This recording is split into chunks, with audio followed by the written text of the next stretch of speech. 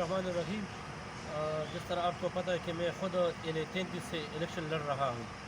تو ابھی تھوڑی دیر پہلے مجھے یہ بات علم میں آئی ہے کہ یہاں پہ ایک بندہ ہے جو وہ 9 مئی کا ملزم بھی ہے، جس نے عوام کو اداروں کے خلاف نکالا تھا، اور اس کا نام ہے پرویز خٹک۔ تو وہ کل ڈسٹرکٹ کونسل میں اپنا جو ہے نا میٹنگس کا انعقاد کر رہا ہے۔ اب ڈسٹرکٹ کونسل کا آفس جو ہے وہ تو ایک گورنمنٹ آفس ہے، اور یہاں سے میں انتظامیہ کو یہ بتانا چاہتا ہوں، الیکشن کمیشن آف پاکستان سے بھی مطالبہ کرنا چاہتا ہوں کہ فوری طور پر اس انتظامیہ کے خلاف ایکشن لینا چاہیے، کیونکہ یہ بندہ جو ہے نا مسلسل سرکاری مشینری جو ہے نا استعمال کر رہا ہے، تو اس پہ فوری طور پر پابندی ہونی چاہیے۔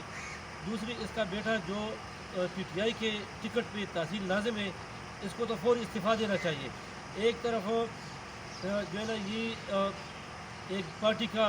عہدہ جو ہے نا اس کو استعمال کر رہا ہے، اور دوسری طرف جو ہے نا سرکاری مشینری استعمال کر رہا ہے۔ تو یہاں سے جو ہے نا یہی میری چند گزارشات ہے جس پہ میرے تحفظات ہے، اور یہی میری انتظامیہ سے